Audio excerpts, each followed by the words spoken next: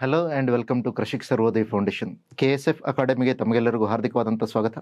ಈ ಒಂದು ವಿಡಿಯೋದ ಒಳಗಡೆ ನಾವು ಇಂಡಿಯನ್ ಎಕಾನಮಿಗೆ ಸಂಬಂಧಪಟ್ಟಂಥ ಕೊನೆಯ ಸ್ಟ್ಯಾಟಿಕ್ ಚಾಪ್ಟರ್ನ ನೋಡ್ತಾ ಇದ್ದೀವಿ. ಈ ಕೊನೆಯ ಸ್ಟ್ಯಾಟಿಕ್ ಪಾರ್ಟ್ ಯಾವುದಾಗುತ್ತೆ ಅಂತ ಕೇಳಿದಾಗ ಸಾಮಾಜಿಕ ಆರ್ಥಿಕ ಯೋಜನೆಗಳು, ಸೋಷಿಯೋ ಎಕನಾಮಿಕ್ ಪ್ಲಾನಿಂಗ್ ಅಂತ ಹೇಳಿ. ಸೊ ಸ್ಟಾರ್ಟ್ ಮಾಡೋಣ ಈ ಒಂದು ಚಾಪ್ಟರ್ಗೆ ಸಂಬಂಧಪಟ್ಟ ಹಾಗೆ ಡಿಸ್ಕಷನನ್ನು ಮಾಡೋದಕ್ಕೆ. ಸೊ ಮೊದಲನೇದಾಗಿ ನಾನೇನು ಕೇಳ್ತೀನಿ ಅಂತ ಕೇಳಿದಾಗ ಪ್ಲ್ಯಾನಿಂಗ್ ಯಾಕೆ ಬೇಕು, ಹೌದಲ್ಲ? ಯೋಜನೆಗಳನ್ನು ಯಾಕೆ ಮಾಡಬೇಕು? ಸುಮ್ಮನೆ ಯೋಜನೆಗಳನ್ನು ಮಾಡೋದಾ?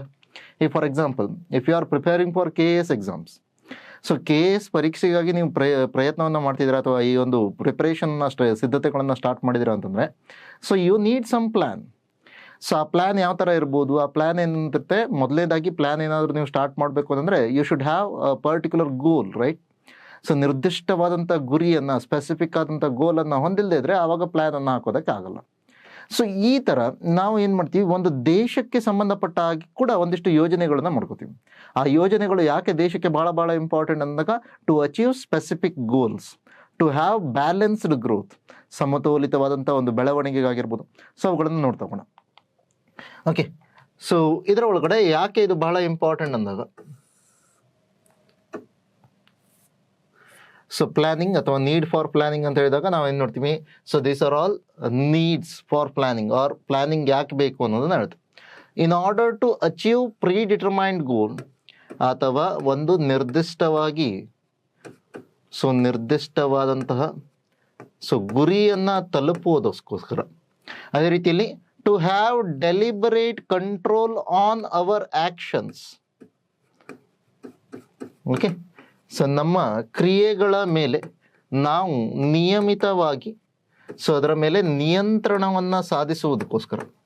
ಸೊ ಈ ಥರ ಇದನ್ನು ಅಬ್ಸರ್ವ್ ಮಾಡಿ ನಿಮ್ಮದೇ ಎಕ್ಸಾಂಪಲ್ ಅನ್ನು ತಗೋತೀನಿ. ಇಲ್ಲಿ ಡೆಲಿಬರೇಟ್ ಕಂಟ್ರೋಲ್ ಯಾಕೆ ಭಾಳ ಇಂಪಾರ್ಟೆಂಟ್ ಅಂದಾಗ, ಸೊ ನಿಮ್ಗೇನು ಗೊತ್ತಿದೆ, KS ಅನ್ನು ನೀವು ಕ್ಲಿಯರ್ ಮಾಡಬೇಕು ಅನ್ನೋದು ಗೊತ್ತಿದೆ. ಆದ್ರೂ ಕೂಡ ನಿಮ್ಗೇನಾಗ್ತದೆ, ಕ್ಲಾಸನ್ನು ಕೇಳೋದಕ್ಕೆ ಕಷ್ಟ ಆಗ್ತದೆ. ಅದೇ ಇನ್ಸ್ಟಾಗ್ರಾಮಲ್ಲಿ ರೀಲ್ಸನ್ನು ನೋಡೋದಕ್ಕೆ ಈಸಿ ಆಗ್ತದೆ. ಕೆಲವೊಂದು ಸಂದರ್ಭದಲ್ಲಿ ನಾವೇನಾಗಬಹುದು, ಹಳಿ ತಪ್ಪುವಂಥ ಸಾಧ್ಯತೆ ಇದೆ. ಯಾವುದು ಈಸಿ ಇರುತ್ತೋ, ಯಾವುದು ನಮಗೆ ಭಾಳ ಏನಾಗುತ್ತೆ, ಮನೋರಂಜನೆಯನ್ನು, ಎಂಟರ್ಟೈನ್ಮೆಂಟನ್ನು ಕೊಡುತ್ತೋ ಅಂಥದ್ರ ಬಗ್ಗೆ ತಿರುಗುವಂಥ ಸಾಧ್ಯತೆ ಇರುತ್ತೆ. ಸೊ ಅದಕ್ಕಾಗಿ ಹೇಳ್ತಾ ಇದ್ದೀವಿ. ಸೊ ಇಲ್ಲಿ ಡೆಲಿಬರೇಟ್ ಕಂಟ್ರೋಲನ್ನು ಮಾಡುವಂಥ ಒಂದು ಅವಕಾಶ ಇದೆ ನಿಮಗೆ. ಡೆಲಿಬರೇಟ್ ಕಂಟ್ರೋಲನ್ನು ಮಾಡಬೇಕು, ನಾವಾಗಿಯೇ ನಮ್ಮನ್ನು ಕಂಟ್ರೋಲ್ ಮಾಡಬೇಕು. ಇವನ್ ಕಂಟ್ರಿ ಅಂತೇಳಿ ಬಂದಾಗ ಅವಾಗ ಕಂಟ್ರಿಯನ್ನು ಕೂಡ ನೀವೇನು ಮಾಡಬೇಕಾಗತ್ತೆ, ಕಂಟ್ರೋಲ್ ಮಾಡಬೇಕಾಗತ್ತೆ. ಸೊ ಯಾವ ರೀತಿಯಲ್ಲಿ ಕಂಟ್ರೋಲ್ ಮಾಡೋದಕ್ಕೆ ಟ್ರೈ ಮಾಡ್ತೀವಿ, ಗ್ರೋತ್ನ ಕಡೆಯಲ್ಲಿ ಹೋಗ್ಬೇಕು ಅಂತ. So apart from that, optimum utilisation of resources, ನಮ್ಮ ಹತ್ರ ಇರುವಂಥ ಸಂಪನ್ಮೂಲಗಳನ್ನು ದಕ್ಷವಾಗಿ ಬಳಕೆ ಮಾಡುವಂಥದ್ದು. ಸಂಪನ್ಮೂಲಗಳ ದಕ್ಷ ಬಳಕೆ ಅಂತ ಕರಿತಾರೆ, optimum utilisation of resources. So and to achieve this predetermined goal within a definite interval of time. So ಒಂದು ನಿರ್ದಿಷ್ಟ ಕಾಲಾವಧಿಯಲ್ಲಿ ಈ ನಿರ್ದಿಷ್ಟವಾದಂಥ ಅಥವಾ ಒಂದು ಗುರಿಯನ್ನು ನಾವೇನು ಹೊಂದಿದ್ವಿ ಅದನ್ನು ಅಚೀವ್ ಮಾಡೋದು ಕೂಡ ಭಾಳ ಇಂಪಾರ್ಟೆಂಟ್ ಆಗುತ್ತೆ. Okay, so next, so to have income growth, to reduce inequality, that may be income inequality or social inequality, to have balanced growth in all sectors, ಎಲ್ಲ ವಲಯಗಳಲ್ಲಿ ನಾವು ಸಮತೋಲಿತವಾದಂಥ ಬೆಳವಣಿಗೆಯನ್ನು ಹೊಂದಿರೋದಕ್ಕೆ. So apart from that, development of infrastructure, ಮೂಲ ಸೌಕರ್ಯಗಳ ಅಭಿವೃದ್ಧಿ. So ಈ ಥರದ್ದೆಲ್ಲ ಮಾಡೋದಕ್ಕೆ ನಮಗೇನು ಬೇಕಾಗುತ್ತೆ, ಪ್ಲ್ಯಾನಿಂಗ್ ಬೇಕಾಗುತ್ತೆ. ಪ್ಲ್ಯಾನಿಂಗ್ ಯಾಕೆ ಬೇಕಾಗುತ್ತೆ ಅಂತಂದರೆ ಇದೆಲ್ಲ ಕಾರಣಕ್ಕಾಗಿ ಬೇಕಾಗುತ್ತೆ. ಹಾಗಾದರೆ ಯಾವ್ಯಾವ ರೀತಿಯ ಪ್ಲ್ಯಾನ್ಗಳಿದ್ದಾವೆ ಅನ್ನೋದನ್ನು ನೋಡ್ತಾ ಹೋಗೋಣ. ಪ್ಲ್ಯಾನ್ನಲ್ಲಿ ಬೇರೆ ಬೇರೆ ಟೈಪ್ ಇದೆಯಾ, ಅಥವಾ ಪ್ಲ್ಯಾನ್ನಲ್ಲಿ ಸೊ ನಾವೇನಾದ್ರೂ ನೋಡ್ತೀವಿ ಅಂತಂದರೆ ಯಾವ ರೀತಿಯ ಟೈಪ್ಗಳಿದ್ದಾವೆ ಅಂತೇಳಿ ನೋಡ್ತಾ ಹೋಗಿ. ಓಕೆ, ಸೊ ಪ್ಲ್ಯಾನ್ನಲ್ಲಿರುವಂಥ ಟೈಪ್ಗಳನ್ನ ನೋಡ್ತಾ ಹೋಗೋಣ. Types of plans. ಓಕೆ, ಪ್ಲ್ಯಾನ್ಗಳಲ್ಲಿ ಇರುವಂಥ ವಿಧಗಳನ್ನು ಅಥವಾ ಯೋಜನೆಯ ವಿಧಗಳನ್ನು ನೋಡ್ತಾ ಹೋಗ್ತೀವಿ. So here we can have centralised plan as well as decentralised plan ಅಂತ ಕರಿತಾರೆ. ಅಥವಾ ಇದನ್ನ ಕನ್ನಡದಲ್ಲಿ ಬರೆದಾಗ ಈ ಥರ ಬರಿಬೋದು, ಕೇಂದ್ರೀಕೃತ ಮತ್ತು ವಿಕೇಂದ್ರೀಕೃತ ಅಂತ. ವಿಕೇಂದ್ರೀಕೃತ ಅರ್ಥ ಏನು? ಸೆಂಟ್ರಲೈಸ್ಡ್ ಪ್ಲ್ಯಾನ್ ಅಂತಂದಾಗ ನಾರ್ಮಲ್ ಆಗಿ ಏನಿರುತ್ತೆ, ಫಾರ್ ಎಕ್ಸಾಂಪಲ್ ಈ ಥರ ಯೋಚನೆ ಮಾಡಿ, ಸೆಂಟ್ರಲ್ ಗವರ್ಮೆಂಟ್ ಒಂದು ಯೋಜನೆಯನ್ನು ಮಾಡುತ್ತೆ, ಅದನ್ನು ರಾಜ್ಯ ಸರ್ಕಾರಗಳಾಗಿರ್ಬೋದು ಅಥವಾ ಪಂಚಾಯತ್ ರಾಜ್ ಇನ್ಸ್ಟಿಟ್ಯೂಷನ್ಸ್ಗಳಾಗಿರ್ಬೋದು ಅವು ಜಸ್ಟ್ ಜಾರಿಗೆ ತರುವಂಥ ಕೆಲಸಗಳನ್ನು ಮಾತ್ರ ಮಾಡುತ್ತೆ ಅಂತಂದರೆ ಅದನ್ನು ಸೆಂಟ್ರಲೈಸ್ಡ್ ಪ್ಲ್ಯಾನ್ ಅಂತ ಕರಿತೀರ. ಓಕೆ, ಕೇಂದ್ರೀಯ ಸಂಸ್ಥೆ ಒಂದು ತಂದಿರುವಂಥ ಯೋಜನೆಯನ್ನು ಅದರ ಅಡಿಯಲ್ಲಿರುವಂತಹ ಸಂಸ್ಥೆಗಳು ಏನು ಮಾಡಬೇಕು, ಅದನ್ನು ಜಾರಿಗೆ ತರಬೇಕು ಅಂತ. ನೆಕ್ಸ್ಟ್ ವಿಕೇಂದ್ರೀಕೃತ ಯೋಜನೆಗಳು ಅಂತಂದಾಗೇನು, ಸೊ ಈ ಸಣ್ಣ ಸಣ್ಣ ಗ್ರಾಮ ಪಂಚಾಯಿತಿಗಳು ಕೂಡ ಅವರದೇ ಆದಂಥ ಯೋಜನೆಗಳನ್ನು ತರ್ಬೋದು ಅಂತೇಳಿ. ಸೊ ಅದನ್ನ ಡಿಸೆಂಟ್ರಲೈಸ್ಡ್ ಪ್ಲಾನ್ ಅಂತ ಕರಿತೀವಿ.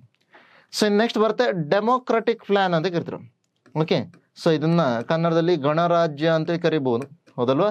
ಸೊ ಗಣರಾಜ್ಯ ಯೋಜನೆ ಅಂತ ಕರಿಬೋದು. ಅದರ ಮೀನಿಂಗ್ ಏನು? ಡೆಮೋಕ್ರೆಟಿಕ್ ಅಂತಂದಾಗ ಇಲ್ಲೇನು ಹೇಳ್ತಿದ್ದೀವಿ, so these plans are created by those who are elected by the people ಅಂತ ಹೇಳ್ತೀವಿ. ಜನರಿಂದ ಆಯ್ಕೆಯಾದಂಥ ವ್ಯಕ್ತಿಗಳು ಅವರೇನಾದರೂ ಯೋಜನೆಗಳನ್ನು ರೆಡಿ ಮಾಡ್ತಾರೆ ಅಂತಂದ್ರೆ ಅಂಥ ಯೋಜನೆಗಳನ್ನ ನಾವೇನು ಕರಿತೀವಿ, ಡೆಮೋಕ್ರೆಟಿಕ್ ಪ್ಲಾನ್ ಅಂತ ಕರಿತೀವಿ. ಅದರ ಜೊತೆಯಲ್ಲಿ ಆ ಡೆಮೋಕ್ರೆಟಿಕ್ ಪ್ಲಾನಲ್ಲಿ ನಾರ್ಮಲ್ ಆಗಿ ಏನಿರಬೇಕು, ಸೊ ಲಾಸ್ಟಲ್ಲಿ ಯಾವ ಪ್ಲಾನನ್ನು ಅಕ್ಸೆಪ್ಟ್ ಮಾಡಬೇಕು ಅನ್ನೋದಕ್ಕೂ ಕೂಡ ಕಾನ್ಸೆನ್ಸಸ್ಗಳು ಅಥವಾ ವೋಟಿಂಗ್ಗಳು ಕೂಡ ನಡೀಬೋದು. ಸೊ ಆ ಥರದ್ದೆಲ್ಲ ನಿಮಗೆ ಡೆಮೋಕ್ರೆಟಿಕ್ ಪ್ಲಾನ್ ಒಳಗಡೆ ನೋಡ್ತೀವಿ. ಆ ಪ್ಲಾನ್ ಓಕೆನಾ ಬೇಡವಾ ಅಂತ ಹೇಳ್ಕೊಂಡು ಜನರನ್ನ ಕೇಳ್ಕೊಂಡು, ಯಾರು ಇಂಪ್ಲಿಮೆಂಟ್ ಮಾಡ್ತಾರೋ ಅವರನ್ನ ಕೇಳ್ಕೊಂಡು ನಂತರದಲ್ಲಿ ಇಂಪ್ಲಿಮೆಂಟ್ ಮಾಡೋದನ್ನ ಹೇಳ್ತಿದ್ರು. ನೆಕ್ಸ್ಟ್ ಬರುತ್ತೆ ರೀಜನಲ್ ವರ್ಸಸ್ ನ್ಯಾಷನಲ್ ಪ್ಲಾನ್, ಪ್ರಾದೇಶಿಕ ಅದೇ ರೀತಿಯಲ್ಲಿ ರಾಷ್ಟ್ರೀಯ ಯೋಜನೆಗಳು.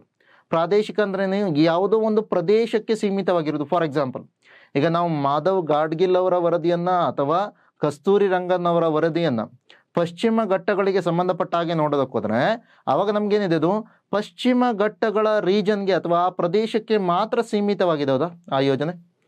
ಸೊ ಅದೇ ನೀವು ರಾಷ್ಟ್ರೀಯ ಶಿಕ್ಷಣ ನೀತಿ ಅಂತೇಳಿ ಏನಾದರೂ ಹೇಳೋದಕ್ಕೆ ಹೋದ್ರೆ, ನ್ಯೂ ಎಜುಕೇಷನಲ್ ಪಾಲಿಸಿ ಅಥವಾ ನ್ಯಾಷನಲ್ ಎಜುಕೇಷನಲ್ ಪಾಲಿಸಿ ಅಂತೇಳಿ ಏನು ಕರಿತೀವಿ, ಅದರ ಬಗ್ಗೆ ಹೇಳೋದಕ್ಕೆ ಹೋದ್ರೆ ಅವಾಗ ಏನಾಗುತ್ತೆ, ಅದು ಎಲ್ಲ ರಾಷ್ಟ್ರದಲ್ಲಿ ಇರುವಂಥ ಎಲ್ಲ ರಾಜ್ಯಗಳಿಗೆ ಸೊ ಬರುತ್ತೆ. ಅದು ರಾಷ್ಟ್ರೀಯವಾದಂಥ ಒಂದು ನೀತಿ, ಆ ಥರದ್ದು. ಸೊ ಪಾಲಿಸಿಗಳು ಅಥವಾ ಪ್ಲಾನಿಂಗ್ಗಳು ಕೂಡ ನಿಮ್ಗೆ ಏನಾಗ್ಬೋದು, ರೀಜನಲ್ ಆಗಿರ್ಬೋದು, ಕೆಲವು ಪ್ರದೇಶಗಳಿಗೆ ಸೀಮಿತ ಆಗಿರ್ಬೋದು, ಅಥವಾ ಅದು ಪೂರ್ತಿ ರಾಷ್ಟ್ರಕ್ಕೆ ಸೊ ಸಂಬಂಧಪಟ್ಟಿರ್ಬೋದು.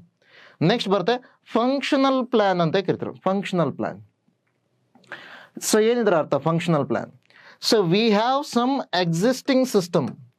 ಸೊ ಮೊದಲೇನೆ ಏನಿದೆ, ಒಂದಿಷ್ಟು ವ್ಯವಸ್ಥೆಗಳು ಇದೆ. ಈಗ ಈ ವ್ಯವಸ್ಥೆಗಳ ಒಳಗಡೆ ನಾವೇನು ಮಾಡೋದಕ್ಕೆ ಟ್ರೈ ಮಾಡ್ತಿದ್ವಿ, so we are trying to improve the efficiency of that existing system.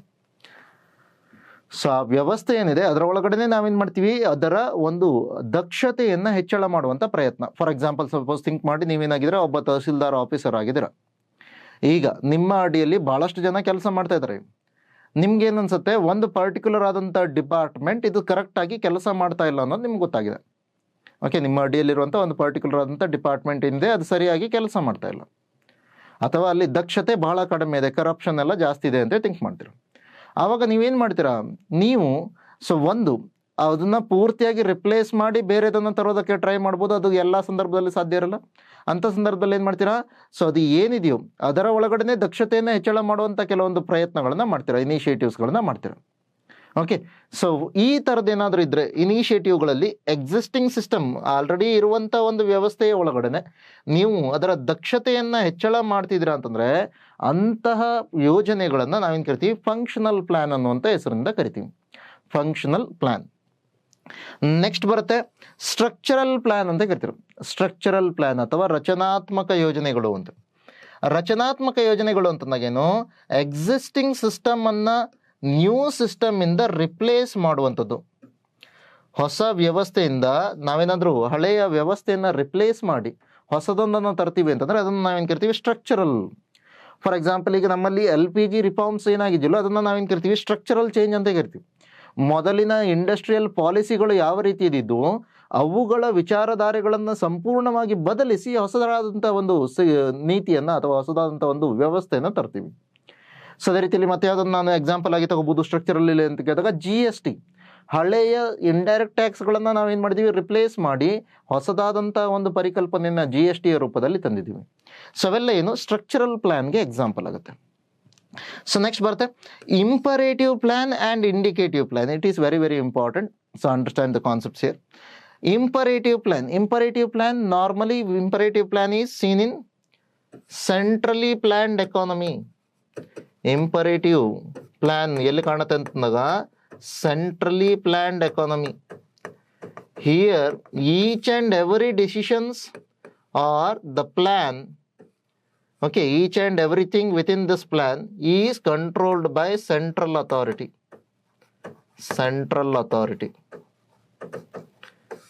Central ಅಥಾರಿಟಿನೇ ಎಲ್ಲವನ್ನೇ ಹೇಳುತ್ತೆ. ಇದು ಒಂದು ರೀತಿಯಲ್ಲಿ ಆರ್ಡರ್ ಮಾಡ್ತಿರುವಂಥ ಯೋಜನೆಗಳು. ಓಕೆ, ಸೊ ಇದನ್ನು ನೀವು ಫಾಲೋ ಮಾಡಲೇಬೇಕು, ಯು ಶುಡ್ ಕಂಪ್ಲೈ. ಸೊ ಈ ಥರದ್ದು ಯಾವುದಾದ್ರೂ ಯೋಜನೆಗಳಿದ್ರೆ ನಾವೇನು ಕರಿತೀವಿ, ಇಂಪರೇಟಿವ್ ಪ್ಲಾನಿಂಗ್ ಅಂತ ಕರಿತೀವಿ, ಇಂಪರೇಟಿವ್ ಪ್ಲಾನಿಂಗ್. ಸೊ ನೆಕ್ಸ್ಟ್ ಬರುತ್ತೆ ಇಂಡಿಕೇಟಿವ್ ಪ್ಲಾನಿಂಗ್. ಇಂಡಿಕೇಟಿವ್ ಪ್ಲಾನಿಂಗ್ ಅಂದರೆ ಏನಿರ್ಬೋದು? Indicative plannings are like moral suasion, it will guide you. Okay, supposing point ನಾನು ನಿಮ್ಗೆ ಏನು ಹೇಳ್ತಾ ಇರ್ಬೋದು, ಓದಿ ಅಂತೇಳಿ ಹೇಳ್ತಾ ಇರ್ಬೋದು. ಸೊ ಈ ರೀತಿಯ ಪುಸ್ತಕಗಳನ್ನು, ರೆಫರೆನ್ಸ್ ಆಕರ ಗ್ರಂಥಗಳನ್ನು ನೀವು ಓದಿ ಅಂತೇಳಿ ನಾನು ಹೇಳ್ತಾ ಇರ್ಬೋದು. ಆ ಥರ ಹೇಳ್ತಾ ಇರಬೇಕಾದ್ರೆ ನಾನೇನು ಮಾಡ್ತಿದ್ನಿ, ಇಂಡಿಕೇಶನ್ ಮಾಡ್ತಾಯಿದ್ನಿ, ಈ ಥರ ಓದಿ ಅಂತ ಹೇಳ್ಕೊಂಡು. ಹೌದಲ್ವಾ? ನೀವು ಅದನ್ನು ಓದಬಹುದು, ಓದದೇನೆ ಇರ್ಬೋದು, ಅದು ನಿಮ್ಮ ಮೇಲೆ ಡಿಪೆಂಡ್ ಆಗಿದೆ. ಓದಿದವ್ರು ಏನಾಗ್ತಾರೆ, ಚೆನ್ನಾಗಿ ಸ್ಕೋರ್ ಮಾಡೋದಕ್ಕಾಗ್ಬೋದು. ಸೊ ಅಥವಾ ಕಾನ್ಸೆಪ್ಟ್ಗಳ ಕ್ಲಾರಿಟಿ ಮತ್ತೂ ಚೆನ್ನಾಗಿ ಬರ್ಬೋದು ಅವ್ರಿಗೆ ಓದಿದರೆ. ಸೊ ಇಲ್ಲದೇ ಇದ್ರೆ ಏನಾಗುತ್ತೆ, there is a possibility, so ಆವಾಗ ನೀವು ಲೋವರ್ ಮಾರ್ಕ್ಸನ್ನು ಸ್ಕೋರ್ ಮಾಡುವಂಥ ಪಾಸಿಬಿಲಿಟಿ ಇದೆ. So if you are not following that guidelines. So ಅದನ್ನು ನಾವೇನು ಕರಿತೀವಿ, ಇಂಡಿಕೇಟಿವ್ ಪ್ಲಾನಿಂಗ್. ಇಂಡಿಕೇಟಿವ್ ಪ್ಲಾನಿಂಗ್ ಯಾವ ರೀತಿಯ ಎಕಾನಮಿಯಲ್ಲಿ ಕಾಣುತ್ತೆ ಅಂತ ಕೇಳಿದಾಗ, ಅತಿ ಹೆಚ್ಚಾಗಿ ಕಾಣೋದಲ್ಲಿ ಮಿಕ್ಸ್ಡ್ ಎಕಾನಮಿಯಲ್ಲಿ. ಸೊ ವೇರ್ ಗವರ್ನಮೆಂಟ್ ಪ್ಲಾನ್ ಇದೆ, so they will indicate in certain, so indicate certain directions. The private sector may follow those the direction or may not. ಅರ್ಥ ಮಾಡ್ಕೊಳ್ಳಿ, ಸರ್ಕಾರ ಏನು ಮಾಡ್ತಿದೆ, ಈ ದಿಕ್ಕಿನಲ್ಲಿ ಹೋಗಿ ಅಂತ ಹೇಳ್ಕೊಂಡು ಹೇಳ್ತಾ ಇದೆ ಈಗ. ಆದರೆ ಪ್ರೈವೇಟ್ನವರು ಆ ದಿಕ್ಕಿನಲ್ಲಿ ಹೋಗ್ಬೋದು, ಹೋಗದೇನೆ ಇರ್ಬೋದು. ಆದರೆ ಇಂಡಿಕೇಶನನ್ನು ಯಾರು ಕೊಡ್ತಾ ಇದ್ದಾರೆ, ಇಂಡಿಕೇಶನನ್ನು ಕೊಡ್ತಾ ಇರೋದು ಸರ್ಕಾರ. ಸೊ ಈ ರೀತಿಯ ಒಂದು ಯೋಜನೆ ಏನಂತ ತರ್ತೀವಿ, ಮೇಕ್ ಇನ್ ಇಂಡಿಯಾ ಅಂತ ಹೇಳ್ಕೊಂಡು, ಅದರ ಆಧಾರದ ಮೇಲೆ ನೀವೇನು ಮಾಡಬೇಕು, ಭಾರತದಲ್ಲಿ ಉತ್ಪನ್ನಗಳನ್ನು ರೆಡಿ ಮಾಡ್ತೀರಾ ಅಂತಂದರೆ ಆವಾಗ ನಿಮ್ಮ ಮೇಲೆ ಏನು ಮಾಡ್ತೀವಿ, ಒಂದು ಸ್ವಲ್ಪ ಸಡಿಲಿಕೆಯನ್ನು ಕೊಡ್ತೀವಿ. ಟ್ಯಾಕ್ಸ್ ಬೆನಿಫಿಟ್ಸನ್ನು ಕೊಡ್ಬೋದು, ಅಥವಾ ಸಬ್ಸಿಡಿಗಳನ್ನು ಕೊಡೋದಕ್ಕೆ ಟ್ರೈ ಮಾಡ್ಬೋದು. ಸೊ ಈ ಥರ ಮಾಡಿಕೊಂಡು ಪ್ರೈವೇಟ್ನವ್ರನ್ನ ಕೆಲಸ ಮಾಡಿಸೋದು. ಆದರೆ ಫೈನಲ್ ಡಿಸಿಷನ್ ಏನು, ಮೇಕ್ ಇನ್ ಇಂಡಿಯಾದ ಅಂಡರಲ್ಲಿ ನಾವು ಭಾರತದಲ್ಲಿ ಮ್ಯಾನುಫ್ಯಾಕ್ಚರಿಂಗ್ ಮಾಡ್ತೀವಾ ಇಲ್ವೋ ಅನ್ನೋದನ್ನು ಡಿಸೈಡ್ ಮಾಡೋದು ಮತ್ತು ಪ್ರೈವೇಟ್ನವ್ರದ್ದೇ. ಇಂಡಿಕೇಶನ್ ಏನು ಕೊಡ್ತಾ ಇದ್ರಲ್ಲ ಅದು ಗವರ್ಮೆಂಟ್ ಕೊಡ್ತಾ ಇದೆ. ಸೊ ಆ ಥರದ ಯೋಜನೆಗಳಿದ್ರೆ ಅದನ್ನು ನಾವೇನು ಕರಿತೀವಿ, ಇಂಡಿಕೇಟಿವ್ ಪ್ಲಾನಿಂಗ್ ಅಂತ ಕರಿತೀವಿ. ಸೊ ಇದ್ರ ಮೇಲೆ ಆಲ್ರೆಡಿ ಕ್ವಶನ್ಸ್ಗಳು ಬಂದಿದೆ, ಇಂಪರೇಟಿವ್ ಮತ್ತು ಇಂಡಿಕೇಟಿವ್ ಪ್ಲಾನ್ಗಳ ಮೇಲೆ. ಇಂಡಿಕೇಟಿವ್ ಪ್ಲಾನ್ ಎಲ್ಲಿ ಕಾಣುತ್ತೆ, ಮಿಕ್ಸ್ಡ್ ಎಕಾನಮಿಯಲ್ಲಿ ಕಾಣುತ್ತೆ. ಇಂಪರೇಟಿವ್ ಪ್ಲಾನ್ ಎಲ್ಲಿ ಕಾಣುತ್ತೆ ಅಂತ ಹೇಳ್ತೀವಿ, imperative plan centrally planned economy ಒಳಗಡೆ ಕಾಣುತ್ತೆ. ಮಾರ್ಕೆಟ್ ಎಕಾನಮಿಯಲ್ಲಿ ನಾರ್ಮಲ್ ಆಗಿ ಯಾವುದೇ ರೀತಿಯ ಯೋಜನೆಗಳು ಇಲ್ಲ ಅಂತ ತಗೋತಾರೆ. ಯಾಕಂದರೆ ಮಾರ್ಕೆಟ್ ಎಕಾನಮಿ ಅಂದ್ರೆ ಏನು, ಐಡಿಯಲಿ 100% ಡಿಸಿಷನ್ ಮೇಕಿಂಗ್ ಯಾರ ಹತ್ರ ಇರುತ್ತೆ, ಪ್ರೈವೇಟ್ನವ್ರ ಹತ್ರ ಇರುತ್ತೆ. ಆವಾಗ ಯೋಜನೆಗಳನ್ನು ಮಾಡೋ ಅವಶ್ಯಕತೆ ಇರಲ್ಲ. ಸೊ ಅದಕ್ಕೆ ಹೇಳ್ತೀವಿ ಮಿಕ್ಸ್ಡ್ ಎಕಾನಮಿ ಮತ್ತು ಸೊ ಇದೇನು ಸೆಂಟ್ರಲಿ ಪ್ಲಾನ್ಡ್ ಎಕಾನಮಿ ಒಳಗಡೆ ಕಾಣುತ್ತೆ. ಸೊ ನೆಕ್ಸ್ಟ್ ಬರೋಣ, ಸೊ ನೆಕ್ಸ್ಟ್ ಕಾನ್ಸೆಪ್ಟ್ಗೆ ಬರೋಣ. ಸೊ ಅದೇನು ಅಂತ ಕೇಳಿದಾಗ, ಸೊ ಭಾರತದ ಒಳಗಡೆ ಯಾವ್ಯಾವ ರೀತಿಯ ಯೋಜನೆಗಳು ನಡ್ತಿದೆ. ಸೊ ಭಾರತದ ಒಳಗಡೆ ಯೋಜನೆಗಳು ನಡೆಯೋದಕ್ಕಿಂತ ಮೊದಲು ನಮಗೆ ಬೇರೆ ಯಾವ ದೇಶ ಈ ರೀತಿಯ ಒಂದು ಇನ್ಸ್ಪಿರೇಷನನ್ನು ಕೊಡುತ್ತೆ ಅಂತ ಕೇಳಿದಾಗ, 1920s ಅಲ್ಲಿ, so in 1920s USSR, okay, Soviet Russia ಏನು ಮಾಡುತ್ತೆ, ಸೊ ಈ ಥರದ ಪ್ಲ್ಯಾನ್ಗಳನ್ನು ಫಾಲೋ ಮಾಡುತ್ತೆ. ಸೊ USSR ಅಲ್ಲಿ ಕೂಡ ನಿಮಗೆ ಸ್ಟಾಲಿನ್ ಅವರು ನೇತೃತ್ವದಲ್ಲಿ ಇದ್ದಾಗ, ಸ್ಟಾಲಿನ್ ಸೊ ಒಂದು ಸರ್ಕಾರ ಅಧಿಕಾರದಲ್ಲಿದ್ದಾಗ ಅವರು ಪ್ಲ್ಯಾನನ್ನು ಯೂಸ್ ಮಾಡ್ತಾರೆ, ಪ್ಲ್ಯಾನಿಂಗನ್ನು ಮಾಡೋದಕ್ಕೆ ಟ್ರೈ ಮಾಡ್ತಾರೆ. ಸೊ ಆ ಪ್ಲ್ಯಾನ್ಗಳ ಮೂಲಕ ಆ ದೇಶ ಏನಾಗುತ್ತೆ, ಬಹಳ ವೇಗವಾಗಿ ಅಭಿವೃದ್ಧಿ ಹೊಂದೋದನ್ನು ನೋಡ್ತೀವಿ. Okay, so they develop very quickly. So that is the reason other countries try to follow this success model. So ಬೇರೆ ದೇಶಗಳು ಏನು ಮಾಡುತ್ತೆ, ಈ ಮಾಡೆಲನ್ನು ಫಾಲೋ ಮಾಡೋದಕ್ಕೆ ಟ್ರೈ ಮಾಡುತ್ತೆ. ಸೊ ಅದೇ ಕಾರಣಕ್ಕಾಗಿ ನಮಗೇನಾಗುತ್ತೆ, 1947ರಲ್ಲಿ ನಮ್ಗೆ ಸ್ವಾತಂತ್ರ್ಯ ಬಂದ್ರು, ಅದಕ್ಕಿಂತ ಮೊದಲೇ ಭಾರತ ಏನಾದರೂ ಸ್ವಾತಂತ್ರ್ಯ ಬಂದರೆ ಅದಕ್ಕೆ ಯೋಜನೆ ಬೇಕು ಬೇಕು ಅಂತ ಹೇಳ್ಕೊಂಡು ಬೇರೆಯವರು ಕೂಡ ಹೇಳೋದಕ್ಕೆ ಸ್ಟಾರ್ಟ್ ಮಾಡಿದರು. ಸೊ ಇದರಲ್ಲಿ ಮೊದಲ ಬಾರಿಗೆ ನಾವು ನೋಡೋದೇನು, 1934ರಲ್ಲಿ ಒಂದು ಪುಸ್ತಕ ಬರುತ್ತೆ. ಆ ಪುಸ್ತಕದ ಹೆಸರೇನು, ಪ್ಲ್ಯಾನ್ಡ್ ಎಕಾನಮಿ ಫಾರ್ ಇಂಡಿಯಾ ಅಂತ. ಈ ಪುಸ್ತಕದ ಆಥರ್ ಯಾರು ಅಂತ ಕೇಳಿದಾಗ, ಸೊ ನಮ್ಮ ಮೆಚ್ಚಿನ ಸರ್ ಎಂ ವಿಶ್ವೇಶ್ವರಯ್ಯ ಅವರು. ಸರ್ ಎಂ ವಿಶ್ವೇಶ್ವರಯ್ಯ ಅವರು ಪ್ಲ್ಯಾನ್ಡ್ ಎಕಾನಮಿ ಫಾರ್ ಇಂಡಿಯಾ ಅನ್ನುವಂಥ ಒಂದು ಪುಸ್ತಕವನ್ನು ಬರ್ತಾರೆ. ಸೊ ಈ ಪುಸ್ತಕದ ಒಳಗಡೆ ಅವ್ರು ಏನು ಹೇಳ್ತಾರೆ, ಸೊ ಈ ಪುಸ್ತಕದ ಒಳಗಡೆ ಹೇಳ್ತಾರೆ, ನಿಮಗೆ ಇಂಡಸ್ಟ್ರಿಗಳು ಬಹಳ ಬಹಳ ಇಂಪಾರ್ಟೆಂಟ್ ಅಂತ ಕರಿತಾರೆ, ಅಥವಾ ಅದನ್ನೇ ನಾವೇನು ನೋಡ್ತೀವಿ, ಇಂಡಸ್ಟ್ರಿಯಲೈಸ್ ಆರ್ ಪೆರಿಶ್ ಅನ್ನುವಂಥ ಮಾತನ್ನು ಹೇಳ್ತಾರೆ. ಹೌದಾ, ಇಂಡಸ್ಟ್ರಿಯಲೈಸ್ ಆರ್ ಪೆರಿಶ್, ಕೈಗಾರಿಕೀಕರಣಗೊಳಿಸಿ ಇಲ್ಲವೇ ವಿನಾಶವನ್ನು ಹೊಂದಿ ಅಂತ ಹೇಳ್ತಾರೆ. ಇಂಡಸ್ಟ್ರಿಯಲೈಸ್ ಆರ್ ಪೆರಿಶ್ ಅನ್ನುವಂಥ ಮಾತನ್ನು ಹೇಳ್ತಾರೆ. ಸೊ ಇದು ನಿಮಗೆ ವಿಶ್ವೇಶ್ವರಯ್ಯ ಎದುರು. ಹಾಗಾದರೆ ಯಾವ ರೀತಿಯ ಒಂದು ಕ್ಯಾಪಿಟಲೈಸೇಷನ್ ಬಗ್ಗೆ ಮಾತಾಡ್ತಾರೆ ಅಂತ ಕೇಳಿದಾಗ, ಡೆಮೋಕ್ರೆಟಿಕ್ ಕ್ಯಾಪಿಟಲೈಸೇಷನ್ ಬಗ್ಗೆ ಮಾತಾಡ್ತಾರೆ. ಅಂದ್ರೆ ಮೀನಿಂಗ್ ಏನು, ಸರ್ಕಾರ ಹೆಚ್ಚಾಗಿ ಬಂಡವಾಳಗಳನ್ನು ಹೂಡಬೇಕು ಅಂತ ಹೇಳ್ಕೊಂಡು. ಓಕೆ, ಡೆಮೋಕ್ರೆಟಿಕ್ ಕ್ಯಾಪಿಟಲೈಸೇಷನ್ ಅಂದಾಗ ಸೊ ಅಂದರೆ ಜನರಿಂದ ಆಯ್ಕೆ ಆಗಿ ಬಂದವರು ಯಾರು, ಸರ್ಕಾರ, ಆ ಸರ್ಕಾರವೇ ಏನು ಮಾಡಬೇಕು, ಹೆಚ್ಚಿನ ಹೂಡಿಕೆಯನ್ನು ಹೂಡಬೇಕು, ಕ್ಯಾಪಿಟಲನ್ನು ಹೆಚ್ಚಾಗಿ ಹೂಡಬೇಕು ಅಂತ ಹೇಳ್ತಾರೆ. ಸೊ ಅದರ ಜೊತೆಯಲ್ಲಿ ರ್ಯಾಪಿಡ್ ಇಂಡಸ್ಟ್ರಿಯಲೈಜೇಷನ್, ಕ್ಷಿಪ್ರಗತಿಯಲ್ಲಿ ಕೈಗಾರಿಕೀಕರಣಗೊಳಿಸೋದನ್ನು ಕೂಡ ಹೇಳುತ್ತೆ. ಸೊ ಅದು ವಿಶ್ವೇಶ್ವರಯ್ಯ ಯೋಜನೆ ಅಂತ ಕರಿತೀವಿ. ಸೊ ಪಾಪ್ಯುಲರ್ ಆಗಿ ಇದನ್ನ ಏನು ಕರಿತೀವಿ, ವಿಶ್ವೇಶ್ವರಯ್ಯ ಪ್ಲ್ಯಾನ್ ಅಂತ ಕರಿತೀವಿ. ನೆನಪಲ್ಲಿರಲಿ, ಬರ್ಕೊಳ್ಳಿ ಅದನ್ನು ಕೂಡ. ಆದರೆ ಕೆಲವೊಬ್ಬರು ಸೊ ಇದನ್ನು ಜಸ್ಟ್ ನೋಡಿದ್ರೇ ನಿಮ್ಗೆ ಗೊತ್ತಾಗುತ್ತೆ, ಯಾಕಂದರೆ ವಿಶ್ವೇಶ್ವರಯ್ಯ ಅವರು ಕೊಟ್ಟಿರೋದ್ರಿಂದಾಗಿ ವಿಶ್ವೇಶ್ವರಯ್ಯ ಅವರ ಯೋಜನೆ ಅಂತ ಕರಿತೀವಿ. ಯಾಕೆ ಈ ಥರ ಕೇಳ್ತಾ ಇದ್ದೀನಿ ಅಂತಂದರೆ, ಒಂದು ಪರ್ಟಿಕ್ಯುಲರ್ ಆದಂಥ ಕ್ವಶನ್ ಪೇಪರಲ್ಲಿ ಏನು ಕ್ವಶನ್ ಕೇಳಿದ್ದಾರೆ ಅಂತ ಕೇಳಿದಾಗ, so which all are the plans which var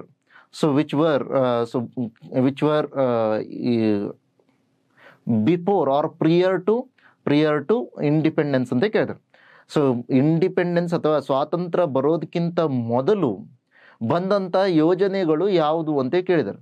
so ಆ ಥರದ್ದು ಒಂದು 4 ಆಪ್ಷನನ್ನು ಕೊಟ್ಕೊಂಡು ಯಾವ್ಯಾವ್ದು ಯೋಜನೆ ಸ್ವಾತಂತ್ರ್ಯ ಬರೋದಕ್ಕಿಂತ ಮೊದಲು ಬಂದಿದೆ, ಯಾವುದು ಸ್ವಾತಂತ್ರ್ಯ ಬಂದ ನಂತರ ಬಂದಿದೆ, ಈ ಥರದ್ದೆಲ್ಲ ಕ್ವಶನ್ಸ್ಗಳನ್ನ ಕೇಳ್ತಾರೆ. ಅದಕ್ಕಾಗಿ ನಿಮ್ಮ ನೆನಪಲ್ಲಿರಲಿ. ಸೊ 1934 ನಮಗೆ ವಿಶ್ವೇಶ್ವರಯ್ಯ ಯೋಜನೆ. ಸೇಮ್ 1934 ಒಳಗಡೆ ನಮ್ಗೆ ಏನಿರುತ್ತೆ, ಇವನ್ ಫಿಸ್ಸಿ ಪ್ರಪೋಸಲ್ ಅಂತ ಕೂಡ ಬರುತ್ತೆ. Okay, federation of Indian chambers of commerce and industry. So ಇವನ್ ಇಂದಿಗೂ ಕೂಡ ಈ ಫಿಶಿ ಇದೆ. ಸೊ ನೆನಪಲ್ಲಿ ಭಾರತದ PMNRF ಫಂಡ್ ಏನಿದೆ ಅದರಲ್ಲಿಯೂ ಕೂಡ ನಿಮ್ಗೆ ಏನಿರ್ತಾರೆ, ಫಿಸ್ಸಿಯ ಅಧ್ಯಕ್ಷರು ಅಲ್ಲಿಯೂ ಕೂಡ ಮೆಂಬರ್ ಆಗಿರ್ತಾರೆ. ಅದನ್ನು ಕೂಡ ನೀವು ನೋಡ್ತೀವಿ. ಸೊ ಅದೇನು, ಸೊ ಅದು federation of Indian chambers of commerce and industry ಅಂತ ಕರಿತೀವಿ. ಸೊ ಅದು ಕೂಡ ಒಂದು ಪ್ರಪೋಸಲನ್ನು ಕೊಡುತ್ತೆ. ಅದು ಕೂಡ ಏನು ಹೇಳುತ್ತೆ, ಇಂಡಸ್ಟ್ರಿಗಳನ್ನು ಹೆಚ್ಚಾಗಿ ನಾವು ಹೊಂದಬೇಕು ಅಂತ ಹೇಳ್ತೇವೆ. ಓಕೆ, ಇಂಡಸ್ಟ್ರಿಯಲೈಜೇಷನ್ ಬಗ್ಗೆ ಹೆಚ್ಚಿನ ಮಹತ್ವವನ್ನು ಕೊಡುತ್ತೆ. ಧನ್ಯವಾದಗಳು ಜಾಯ್ನ್ ಆಗಿದ್ದಕ್ಕೆ. ಮತ್ತೆ ಸಿಗೋಣ ನೆಕ್ಸ್ಟ್ ವಿಡಿಯೋದಲ್ಲಿ. ಅಲ್ಲಿ ತನಕ ಎಲ್ಲರೂ ಕೂಡ ಆರಾಮಾಗಿರಿ. Take care. Bye and see you.